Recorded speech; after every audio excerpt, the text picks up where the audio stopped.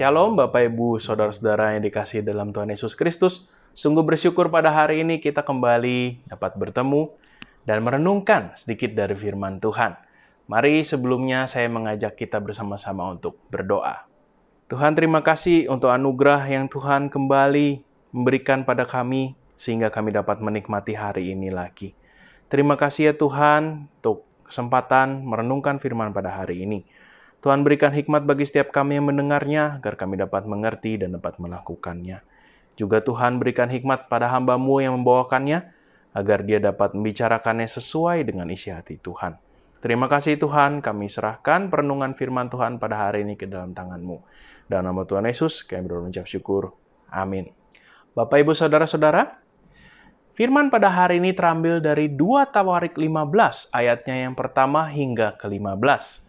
Namun mari kita akan membaca dari ayat yang 3-4 dan ayat yang 7 dan 8. Lama sekali Israel tanpa Allah yang benar, tanpa ajaran-ajaran daripada imam dan tanpa hukum. Tetapi dalam kesesakan mereka berbalik kepada Tuhan, Allah orang Israel. Mereka mencarinya dan ia berkenan ditemui oleh mereka. Tetapi kamu ini, kuatkanlah hatimu, jangan lemah semangatmu, karena ada upah bagi usahamu. Ketika Asa mendengar perkataan nubuat yang diucapkan oleh Nabi Azaria bin Oded itu, ia menguatkan hatinya dan menyingkirkan dewa-dewa kejijikan dari seluruh tanah Yehuda dan Benyamin dan dari kota-kota yang direbutnya di pegunungan Efraim. Ia membarui mesbah Tuhan yang ada di depan balai bait suci Tuhan. Sampai sedemikian jauh pembacaan kita. Bapak, Ibu, Saudara, tentu bagi sebagian besar dari kita yang sudah menjadi Kristen sejak lama, tidak asing lagi mendengar kata pertobatan. Apa yang dimaksud dengan pertobatan? Menurut KBBI, arti pertobatan ialah perihal bertobat. Kata dasarnya tobat. Kata dasar ini memiliki arti sadar dan menyesal akan dosa atau perbuatan yang salah atau jahat dan berniat akan memperbaiki tingkah laku dan perbuatan. Berdasarkan ini, dapat dikatakan bahwa tobat menurut ajaran Kristen itu adalah kita sadar dan menyesal akan perbuatan-perbuatan yang salah dan tidak benar di mata Tuhan. Kita berniat untuk mengakui dosa kita di hadapan Tuhan dan tidak akan mengulanginya kembali. Bertobat berarti kita mengalami perubahan mental sehingga kita dapat melihat Allah yang adalah benar, indah, dan layak untuk dipuji. Dan kita patut untuk taat kepadanya. Istilah bertobat berarti berbalik dari dosa. Di dalam Alkitab, bertobat memiliki arti berubah pikiran. Dua hal ini menunjukkan bahwa adanya perubahan pikiran dan hati secara internal. Bukan hanya menyesali dosa atau hanya perbaikan perilaku semata. Jadi pertobatan itu juga memiliki perasaan menyesal yang mendalam dan adanya perubahan rencana dalam diri seseorang. Bapak, Ibu, Saudara-saudara, hal inilah yang sedang terjadi di dalam bangsa Israel berdasarkan perikop yang telah kita baca. Mereka telah menjalani kehidupan yang semakin jauh dari Tuhan.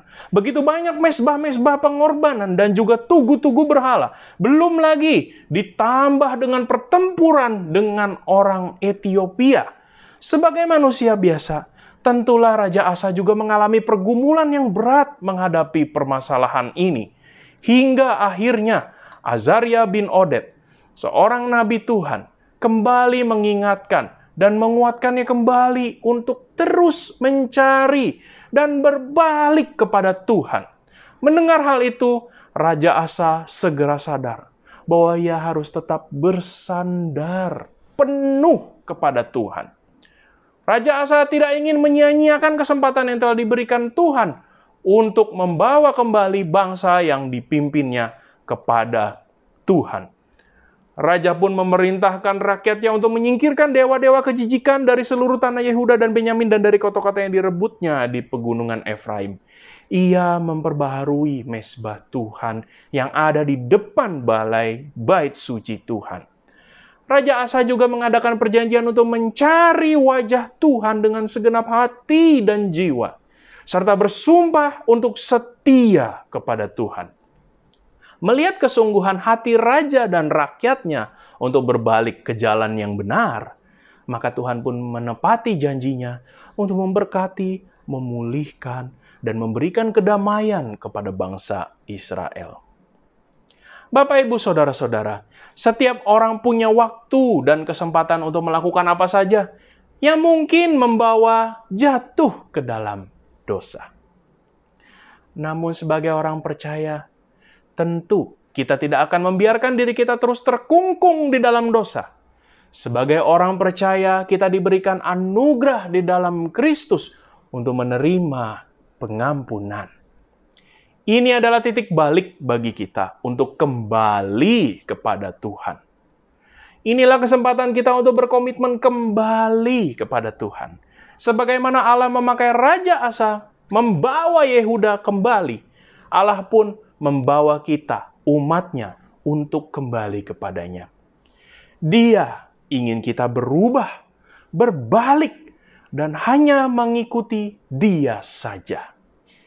Pertobatan dan mengikut Tuhan merupakan sebuah tindakan yang nyata dalam kehidupan kita.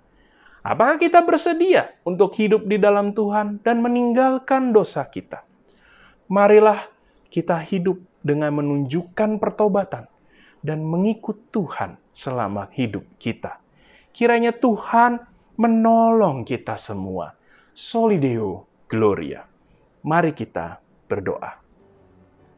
Ya Tuhan, hamba-Mu sudah selesai berbicara. Dan biarlah firman-Mu pada hari ini boleh Engkau tanamkan dalam setiap kami yang mendengarkannya. Tuhan juga boleh menumbuhkan melalui Roh Kudus Tuhan dalam kehidupan kami. Kami menyerahkan kehidupan kami selanjutnya pada hari ini ke dalam tangan Tuhan. Di dalam nama Tuhan Yesus kami berdoa dan mengucap syukur. Amin.